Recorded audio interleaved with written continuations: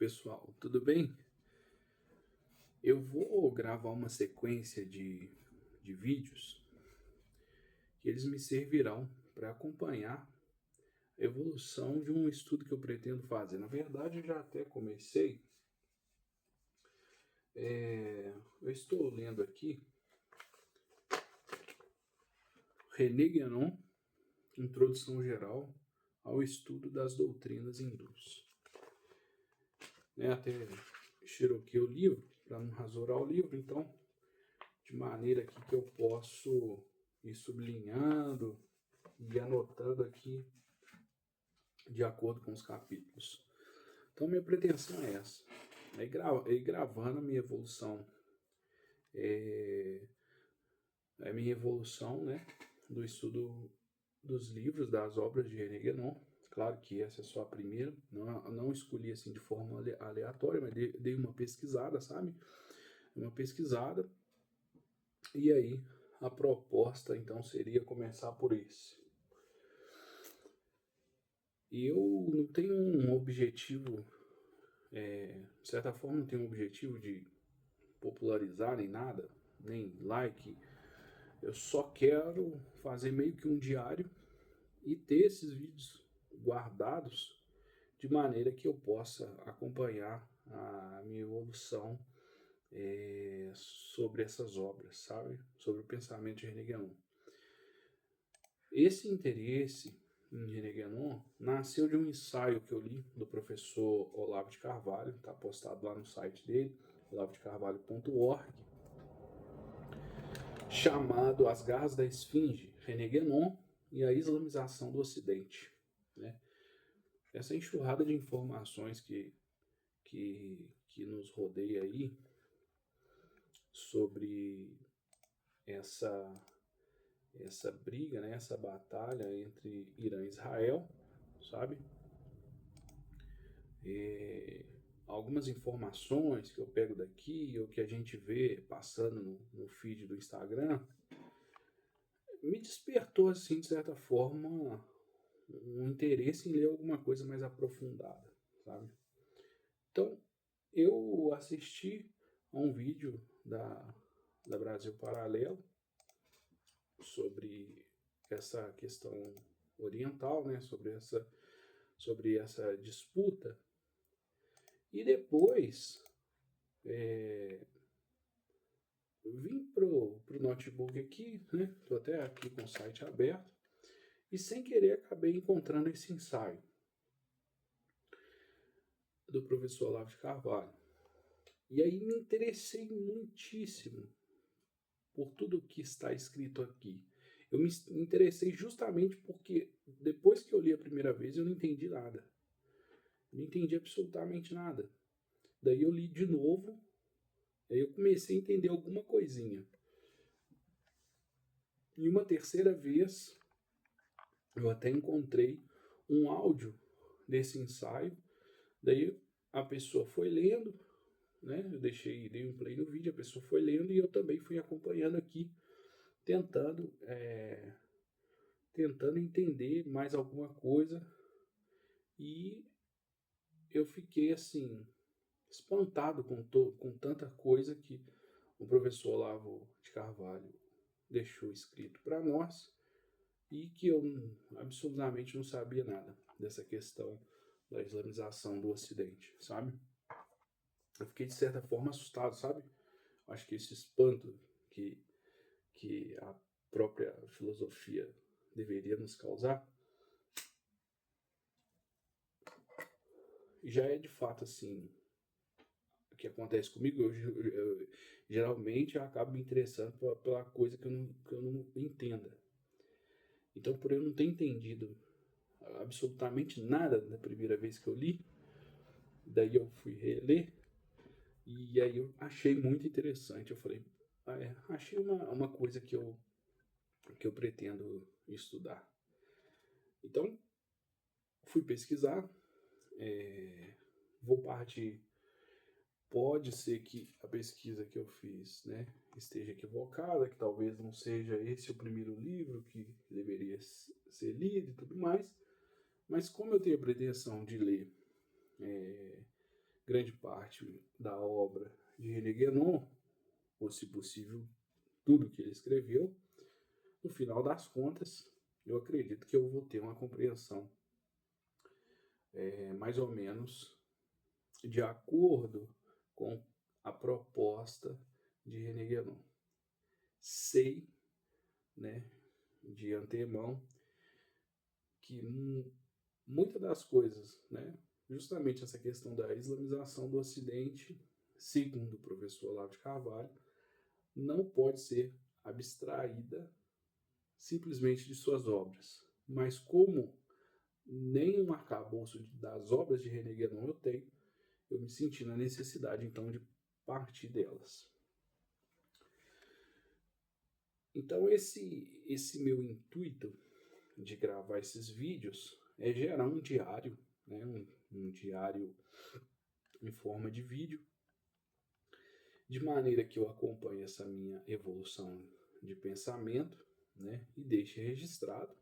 E é claro, a ideia de pensar que existam pessoas que possivelmente se interessem pelo assunto, né, e que possam estar assistindo, me ajuda a sistematizar melhor aquilo que eu vou expor, né, me dá uma obrigação, né, de refinar aquilo que eu falarei nos vídeos.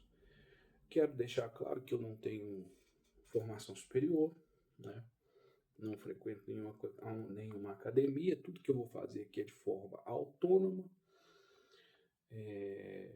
então não espere muito de mim, se é que possamos esperar muito de pessoas graduadas, né?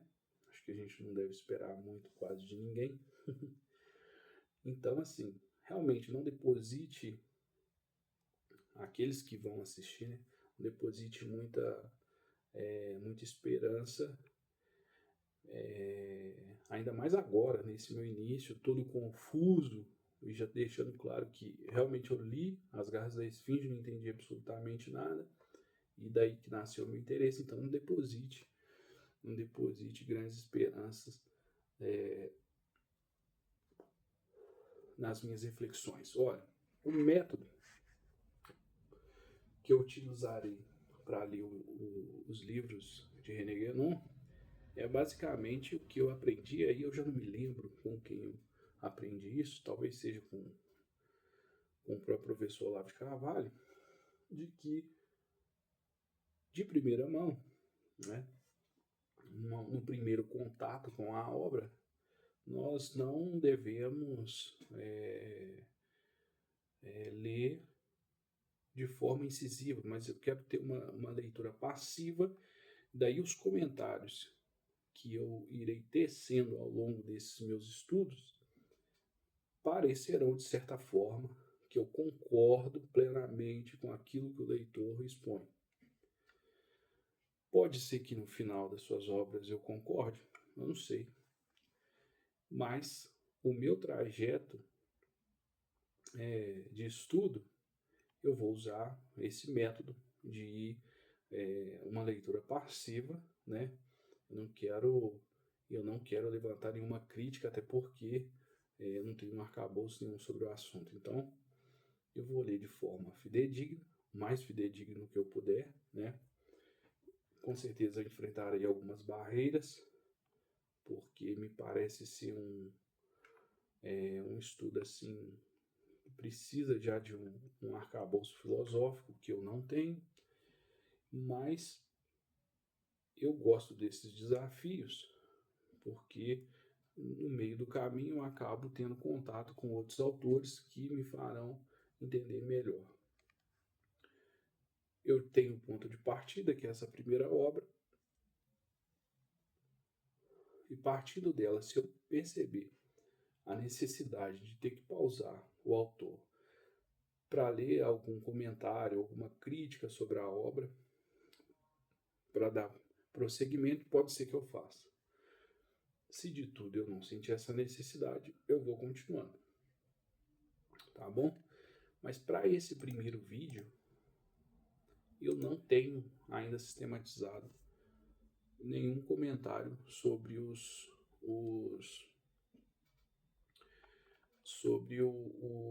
primeiros capítulos que eu já li, né, desse livro. A introdução geral ao estudo das doutrinas hindus. Eu ainda não tenho. Estou olhando aqui por canto, porque deixei apoiado aqui a apostila. Mas, para não ficar um vídeo muito simples, né? E até para me retornar à memória um texto que eu havia escrito ano passado, dia 25 de março, que foi meu aniversário, eu vou lê-lo para vocês, um texto pequenininho que eu havia feito, eu havia escrito, porque sempre a ideia de escrever esse texto sempre me vem à mente, sabe? Queria até dar um nome bacana para esse canal, que fosse tipo um diário tateante, alguma coisa assim, meio que, sabe? De uma pessoa de certa forma, com dificuldade de entendimento. Eu não sei se eu estou me expressando bem, mas vocês vão entender. Porque eu não sei se acontece isso com todas as pessoas, mas acredito com boa parte sim. Tem hora que eu sou tomado por uma enxurrada de perguntas, de dúvidas, assim.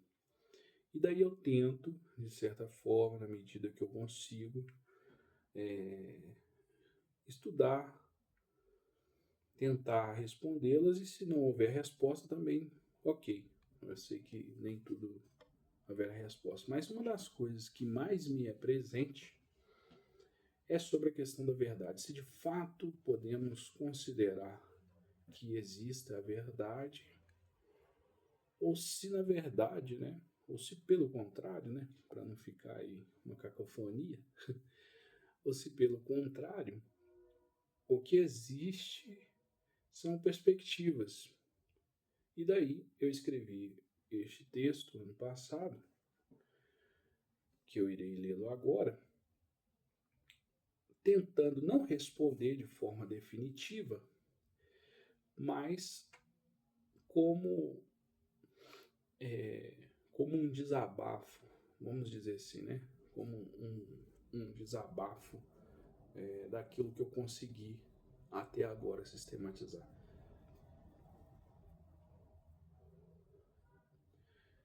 Então o título meio bobo, mas seria da comemoração do meu 26º aniversário. Neste breve intervalo de tempo imerso em uma enxurrada de impressões e expressões, assola-me a ideia de que a verdade possa ser relativa.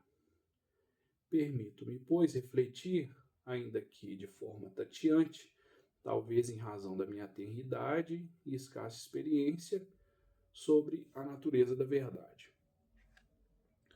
A perspectiva, percebo, desempenha um papel fundamental no esforço humano de expressar a verdade. Cada ângulo, cada olhar revela uma faceta distinta de um mesmo fato. A possibilidade de abordar uma situação sob as perspectivas A, B ou C não invalida a existência de uma verdade factual. Ao contrário, reforça a necessidade de uma verdade que transcenda a mera aparência. Imaginemos um fato observado por três indivíduos. Indivíduo X, indivíduo Y e Z.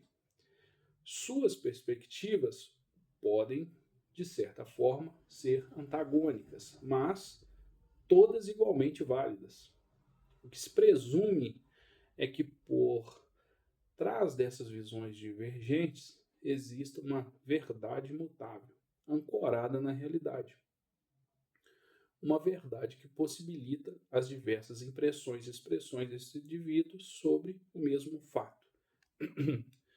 Para ilustrar, tomemos um cubo mágico sob a ótica da geometria euclidiana. Esse cubo pode ser percebido como uma reta, um quadrado ou um volume tridimensional, dependendo da dimensão em que se observa. Todas essas visualizações são válidas dentro de seus respectivos contextos dimensionais. Contudo, não se pode afirmar a existência de múltiplas verdades sobre o cubo com base apenas nas perspectivas adotadas. A limitação reside tanto na natureza do próprio cubo, que se revela de formas distintas, quanto na condição do observador, restrito à sua posição e dimensão. Assim como esse exemplo sugere, a verdade transcende as perspectivas individuais. Ela permanece inalterada, mesmo quando o olhar humano, limitado pelo tempo, espaço e subjetividade, só alcança fragmentos do todo. Para resumir, né, e eu vou tomar muito cuidado agora com as palavras, porque isso aqui eu escrevi. Quando você vai escrever, você preocupa, né, com a estruturação, né? Mas para resumir, o que eu quero dizer é que para além da aparência, né, das aparências, para além daquilo que se possa ser observado em perspectivas diferentes, o que permite que essas perspectivas sejam visualizadas, né, em ângulos diferentes, é justamente a necessidade de que algo realmente exista como uma verdade ali imutável, entendeu? Então essas perspectivas mais reforçam a necessidade de uma verdade imutável do que revela subjetividades, verdades subjetivas. Vou parar por aí para eu não mesmo me contradizer, tá bom? Mas é isso. Beleza? E obrigado.